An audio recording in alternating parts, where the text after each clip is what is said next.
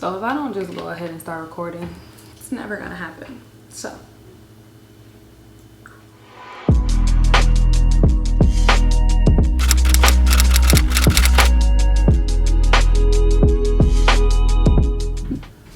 hey guys, and welcome to my channel. My name is Liana, and today I will be doing my first impressions on the new Rare Beauty concealer. This is called the Liquid Touch Brightening Concealer. I did pick up the shade 380W. Oh, beautiful, beautiful. Super cute. Got the little label on it, nothing crazy. On the bottom, you get your color description and all that good stuff. I picked this up in my local Sephora. What I love about the line is everything is under $30. So I'm about to pull up the specs from their website so that we can read what it says this concealer is supposed to do. So it's available in 48 shades, which is absolutely amazing. This concealer says that it is a lightweight hydrating concealer that gives you a buildable coverage when you need it, while brightening the skin with a radiant finish. I absolutely love that. I definitely am someone who is more on the normal side when it comes to skin types, but I do tend to, you know, break up a little bit underneath the eye. I'm outside a lot. I do hair, so blow dryers are consistently blowing in my face. So, you know, it can get a little warm. I can get a little sweaty. So I'm okay with a hydrating finish. You know, you just got to make sure that you prep right. So just looking at the color on my hand, and I did pick up a highlight shade. Let's see. That looks pretty. That looks really pretty. So this concealer retails for $19, which is definitely not bad for a concealer in comparison to some of them. I want to say the Fenty Beauty concealer goes for $24. So this is definitely at a really, really reasonable price point. It's some of the details that they say online. It says it instantly hides what you want to hide: blemishes, dark circles, redness, fine lines with a medium buildable coverage, and a radiant skin-like finish. They say it is a creamy and hydrating yet super long lasting, and it's sweat resistant. Well, okay, excuse me. So to start my skin prep, I'm going to start with the Smashbox, the Mindful 5. This is their CBD infused face primer. In my opinion, it smells like chocolate. I like that. So I'm just gonna put a dot into my hands, emulsify it a little bit, get it warmed up, and then prep this into the skin. I'm going to go in with the Benefit Professionals primer, but this is the hydrating one. So this isn't the original one, this is the blue one. A little dab of that on the back of my fingers. Again, emulsify that in, and I'm going to press this into the skin. I'm here for conversation. Like, I want to talk to my people and engage with y'all on a different level, you know? I feel that a lot of times we're missing out on the things and the interactions that we could have with each other just because, you know, we may be a little different, or we may be raised a little different. So I want to bring all those things together, and the way that I know to bring those things together is through beauty and through dance. But you know, I'm not about to break a 1-2 out right here in my kitchen. So what better way to do that than to do my makeup, talk about some new products that have released, and like for real talk. So I'm going to take this and take off a little bit of the extra, and I'm going to start applying this right underneath my eye. I'm going to bring it out a little bit, and I'm going to shape my nose also. So far, I can definitely say I'm feeling it. It feels really, really nice. Definitely feels hydrating. It almost feels like, I don't want to say water, but low-key water. Low-key water. Is my daughter up? No, she's not. I'm gonna go ahead and blend this out. So far, I'm liking it though. The color seems really, really nice. I'm glad I went with this color. I almost went one shade down and one shade up, so I'm glad I didn't do either of those things. Already, I'm definitely getting that medium vibe though.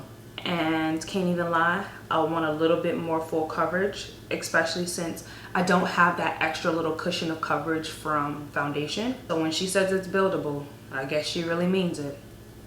But let's see if it's really gonna build. Let me find another mirror so I can get a little closer. Boom, fresh mirror. Okay, she's cute. She's definitely cute thus far. I'm kind of feeling her. Communication. I feel that right now this is one of the biggest topics. This is a hot commodity right now. How do we talk to each other? And how is our communication style affecting our relationships? As I'm growing up, just turned 24, happy birthday to me. I'm starting to see a lot of characteristics, not only in myself, but in the people around me that I do not agree with. And once you know that you don't agree with something and you don't change it, it's no longer ignorance, it's arrogance. I can't fault you for your ignorance, but your arrogance is totally your responsibility. I started asking myself, where did we go wrong? What is it that made us decide that, you know what, I'm not even listening to you. I don't care what you have to say. Peace. You know, when did that start? When did that happen? Because I don't feel that we were always that way. Did it start when we were kids? Did it start when we were in high school? Did it hit once we got into adulthood? Like, when did we decide that other people's opinions and other people's voices weren't relevant? Just having conversations with some people, they say that, you know, at this point, I'm not even gonna say nothing because you're not gonna listen to me.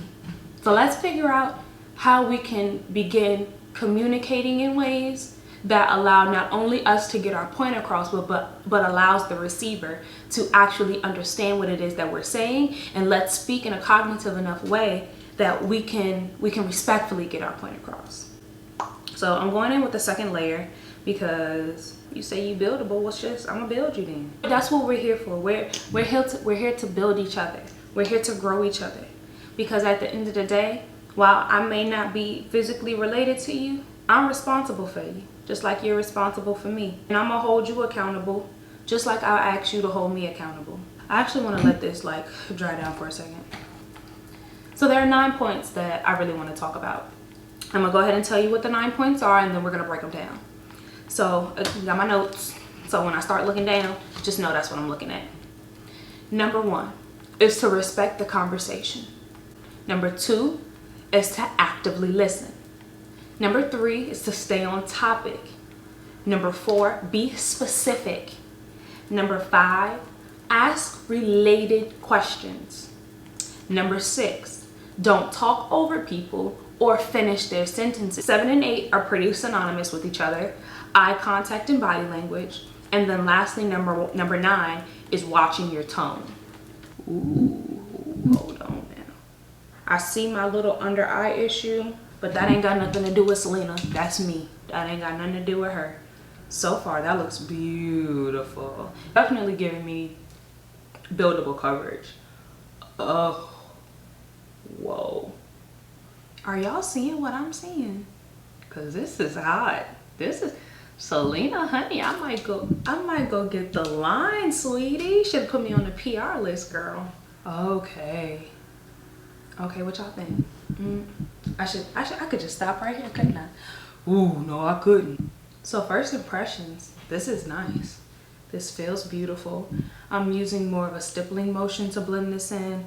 It definitely has a very like nice radiant finish to it. I feel hydrated, I feel awake, and I'm not. So I'm not really gonna talk about the rest of the process. This is about the concealer and these communication tips. So number 1, show respect to the conversation. And I got my notes again, so when you see me looking down, know that's what I'm looking at. When we're communicating, we need to do a couple things in order to show respect to the conversation. One way to show respect to the conversation is by assessing your own feelings before the conversation begins. If you know that there is a topic that you want to speak about, know what it is or know how you feel about the topic before you enter the conversation, so that once you get into the conversation, you're not able to be moved by your emotions, but you're able to be moved by your actual cognitive thoughts. And your thoughts can be in regards to your feelings, but your feelings should not dictate your thoughts. Does that make sense? That totally makes sense. Another way that we can show respect to the conversation is by using clean communication. No one wants to be called out of their name. No one wants to be made to feel like they are lesser than because maybe they have an opposing view than you do, or maybe they don't agree with the topic, or maybe you guys are in an argumentative state. Just because you're in that little motion does not mean that, you know, you have to allow your emotions to dictate what it is that you say to somebody. I understand that you're mad at me. That's fine. You can be mad at me, but I don't gotta be a dumb bee because you mad at me. No, just say, Liana, you're frustrating me. Liana, I'm upset. And let's talk about it. Let's talk about how we got there, but respectfully. And understanding that your words have power. You can manifest a lot of things in your life just by the words that you say out of your mouth. So if when you're speaking to your child, you know, you hit them with the, you're so stupid, you're so dumb. Like, why would you do that? That's so stupid. Well, dang, all right. Let me hear that for 18 years of my life. What do you think I'm gonna end up doing? Things that are dumb and things that are stupid. And I'm gonna begin to view myself in the ways that you've spoken over me.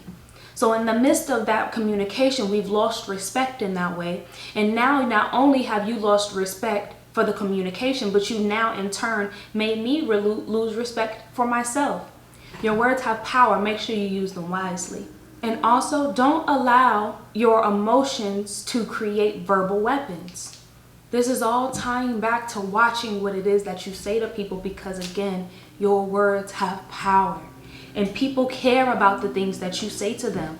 And even though, again, you may be in a place where you're being emotionally driven, take that emotion and put it on pause for 2 seconds and assess what it is that you're saying out of your mouth so that we can be on the same page cognitively. Next time you have a conversation with somebody, take the curse words out and see how the entire vibe of the conversation changes. I promise you it will. I'm liking my base. Number 2. Actively listening. Now you're like, bro, what you mean actively listening? Like, if I'm sitting here and I'm listening to you, obviously I'm listening to you. But there's a difference between listening to me and hearing what it is that I'm saying. Now, when you hear what I'm saying, that means you listened to it, you heard it, you comprehended it, and then you can go back and tell me something. Remember when you were in English class and the teacher told you the definition of a word? And of course you heard what she said, but when she asked you to use the word in a sentence or something like that, you were like, I don't know, because like I was listening to what she was saying, but I didn't really hear you, so can you explain it again? So, one, were you paying attention? Because you can't actively listen without paying attention. Be right here, actively right here. In the midst of, you know, you paying attention, make sure that you're responding appropriately to the topic. Back of my head. So, you know, if I say XYZ and then you come back and your understanding of it is A, B, and C, then 1, were you paying attention? And 2, how can you have been paying attention when you couldn't respond appropriately to the topic? Acknowledge the person's point of view, because even though their point of view may be different than yours, in order to truly understand them, you have to first understand where that person is coming from. In order for me to have a conversation with you, we have to be 1, on the same page respect-wise. 2, our conversation has to be on the same level. We got to be talking about the same thing. And then number 3, I have to be receptive to understanding that you're different than me. You were raised different than me. You came from a different place than I did. So therefore, your ideas and your feelings towards this conversation may be different than mine, and that does not take away from how you feel. That just makes your opinion towards it a little different than mine. But if I don't, 1, respect that, and I don't 2, actively listen to that, then there's no way that I will ever understand that. And then this was my number 10. But I felt it just fit better with actively listening. Validation. And validation does not mean that you just agree. No, negative. There are many times, and I'll use myself as an example because this is something that me and my boyfriend are really working on right now. Being, you know, when we get into these issues, listening to each other actively and appreciating the other person's feelings for, you know, what they are. And me understanding that you feel this way for a reason, you know, and that's okay. And doing simple things such as a head nod. All right, I hear you. I hear what you're saying. I promise you I do. And allowing that person to understand and to know that You genuinely care about what it is that they're saying, even though it may not agree with what you feel. And that's okay. We're individuals. It's okay to be an individual, especially in communication, because that's what communication is. So number 3, stay on topic. Stay on topic. That is one of the biggest issues I see, especially here in 2020, you know, when everything is a hot commodity right now. How do we stay on topic and talk about what the specific issue is? Well, one thing that I will say is know what the conversation is about. So if we step into this arena and we're talking about, and I'm going to use Black Lives Matter as an example. My personal opinions on Black Lives Matter right now are completely irrelevant. That's not the topic. But if we're speaking on Black Lives Matter and you hit me with an All Lives Matter, all right, I can hear that. I can receive that. Because I respect the conversation and I want to actively listen to you, then I will allow you to say what it is that you're saying with no judgment. But that's not the topic. The topic isn't all lives. It's Black lives. So then when you go back and you use something that was not about the topic as your counter, can you really say that you respect the issue? I can't, because you're speaking about something that wasn't as though it was, and using it to validate your point when that wasn't the topic of conversation. And not only knowing what the conversation is, but knowing what it is that you want to say in your conversation. Give yourself that time to walk away so that you're not moving within your emotions in that time frame, and you're not allowing yourself to veer off on things that don't have anything to do with your actual issue. A lot of times we can get into these conversations and we allow our emotions to dictate where it is that we're going in the conversation, when the conversation was a very straight arrow.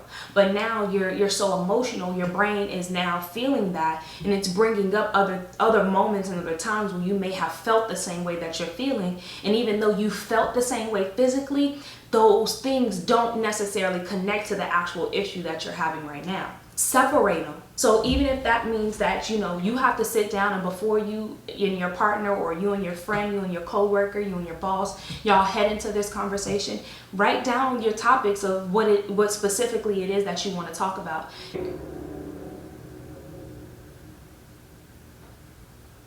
One thing I hate is when you have a conversation with somebody and then as soon as the conversation is over, you like, bro, I wish I would have said X, Y, and Z, and I wish I would have said A, B, and C, and I would have got my point across way better if I would have did drrrr. Well, sis, then why didn't you go into the conversation prepared? You went into it emotionally prepared to pop off. But did you go into the conversation cognitively ready to present your issue? Did you? Oh, okay. We're not showing respect to the conversation because you're not prepared. You're not ready. So number 4, be specific. And as we're being specific, I'm gonna do a little bit of blush and I'm gonna do a little bit of highlight. Know what it is that you want to talk about, and when talking about that, don't generalize it. Don't downplay your issue. Make it so that you are being, you know, as honest and true to yourself as you can be, and mean what it is that you say. And don't expect someone to understand what it is that you're saying based off of your own knowledge. And this is something that I had to just like literally hours ago, my boyfriend checked me for, because we had our own little personal whatever we were talking about. And he's like, well, how was I supposed to know that you wanted to talk about that? I'm like, well, I thought you would have just knew that. But how am I supposed to just expect him to just know that if that's not something I ever expressed to him? That's not fair. That's not fair, and that don't make sense. Everyone's a little bit different, and what my understanding may not be what your understanding is. And I'm gonna throw this in here real lightly. Know your zodiac, not your horoscope, your zodiac. That tells you a lot about how you comprehend, how you communicate. Not only that, but it will help you understand how to best communicate with other people. Don't expect other people to have the knowledge that you have based off of, you know, where you are in life, because everybody's a little bit different, and that's okay. That's totally fine. So I'm about to hop into these brows. While I do these brows, I ain't even gonna lie, it's gonna take me a minute, so I'm gonna pause this, and then we're gonna come back for number 5 through 9. But before I do that, I want to show y'all what I'm using, because I freaking love this product. I know this is about Thoroughbread Beauty, first impressions. But honey, if you don't got one of these, baby, if you don't got one of these right here, these brow blades from Urban Decay, honey, what you doing? What you doing? What you using? So this has a brow pencil on one side. You get the pencil on one side, but then let me tell you where they jacked up the game. And I want to say that they was doing this before everybody else was doing this, okay? They did it first. This right here, felt tip brow liner. What? Okay, we're back. Sorry, I had to get my baby breakfast. Not that y'all even know how long I was gone. It was probably just like a boom boom. But anyways, so brows is done. I'm gonna go ahead and get into prepping my eyes as we talk through numbers 5 through 9. My number 5 and number 6, they go together synonymously for me personally, because I have an issue with number 6 in relation to number 5. We'll get there though. So when it comes to asking questions, what type of questions should you be asking when it comes to communication? Open-ended ones. So this is an issue that I have. I like to be right. I'm sorry. It's the truth. I'm a Leo. We kings and queens of the jungle. So therefore, we always feel that what we say is correct. And we be wrong. And it's okay. It's okay to be wrong. But in the midst of that, don't let you get to number 5 in communication and then you only ask yes or no questions that validate what it is that you're saying. Because that's trash too. It is. That's not cool. So what type of questions should we be asking? Open-ended questions that leave room for genuine answers. I'll talk about myself. I know my boyfriend don't got no problem with me talking about him. Hey, I love you. So yesterday we were talking and I was like, so is this not what you said, yes or no? No, don't, that's not what I said. I said, did you such and such and such and such, yes or no? And he just looking at me like, you already know the answer to that question, so why are you asking me? I don't have no answer for you. I didn't have an answer because I didn't ask the question with the intention of truly wanting you to respond to it. What I'm about to do with my eyes, y'all. It didn't leave him any room to actually express what it is he was feeling, or nor did it give him any room to openly answer my question. That it was a yes or it was a no. And whichever way it went, it won't gonna be in his favor because it was my question. It doesn't help anyone gain any deeper understanding of the issue. That just makes me look like a smarty. That's trash. Because no one wants to communicate with someone that's a smarty. So after I posed that question, he walked away. Couldn't be mad at that. Now, because he genuinely cared about the conversation, he came back. But in that moment, I couldn't be mad at that. I couldn't. Because what did I just offer you? Nothing. I just made you feel bad for having your opinion. I made you feel bad for where you were in the conversation. And that's trash. That's trash. That doesn't help the conversation move forward. That just makes me feel more valid in my points. I ain't even doing it. I ain't even gonna look at it. And so I had to check myself and go back and reword my statement, reword my question in a way that could be adequately answered, because that's what I wanted. I wanted a genuine answer, not for you to just agree with me. I didn't just want a yes or no, and I knew I didn't just want a yes or no. So why did I pose a yes or no question? There's nothing open-ended about that. That doesn't allow for any more communication. Once that yes or no happened, then it's like, so what? You didn't say nothing. Like, you literally said nothing at all. What do you wanting me to say right now? What do you wanting me to just be like, you're a yes man? Negative. I'm not your yes man. I'm not just gonna say okay to everything that you say just because it's what you said. Negative, because I have opinions too. And my opinions matter, and my opinions are valid. So number 5, make sure you ask questions, but make your questions relevant to the topic and leave them open-ended so that there is room for further conversation after the question is answered. Hi, Chandler. I'm recording a video. What are you doing? You want to say hi? Come here. Look. Say hi. Look right there. Look right here. Say hi. Hi. Say hey, everybody. Hi. Say bye-bye. Bye-bye. Okay, go finish your breakfast. Number 6. Don't talk over people. And this is where I have my issue. Don't finish their sentences for them. You're assuming what it is that they're feeling, or you're assuming what it is that they're gonna say next. And in that moment, you're taking over the conversation. And you're not allowing that person to be genuinely honest, because now that you've said what you thought they were going to say, their opinions and their feelings towards that specific topic has now shifted, and they've moved more so into the motion of what it is that you feel. And now as they continue to create their narrative, it's going to be on the basis of how you thought they felt instead of how they genuinely felt. Woo, that white is white, honey. I find that if I don't understand something as soon as it's given to me, instead of me taking a moment and trying to continue to listen and use context clues around the one part that I didn't understand, I ask you to stop. No, explain what that is before you move forward. And in the midst of me, one, stopping you, speaking over you, and finishing your sentences, I have completely disregarded how you feel towards the situation and made it so that only I have understanding. Because if I would have stopped for a second and let you finish saying what it was that you were saying, then you probably would have answered my question. I would have had understanding of what you were saying, and we could have moved on from that part. So now we're sitting and dwelling on this one portion of the conversation because I couldn't shut up. It is what it is. Okay, y'all, I'm back. Sorry, my camera had died. So again, number 6, don't talk over people and don't finish their sentences. Not cool. Local beauty supply store if you're in Charlotte. Tyson's is your bestie, girl, I be trying to tell you. But as we get these going, we're gonna move on to number 7. Number 7 and number 8 are pretty synonymous, so we're gonna talk about them together. And that would be to keep good eye contact when you're speaking with people.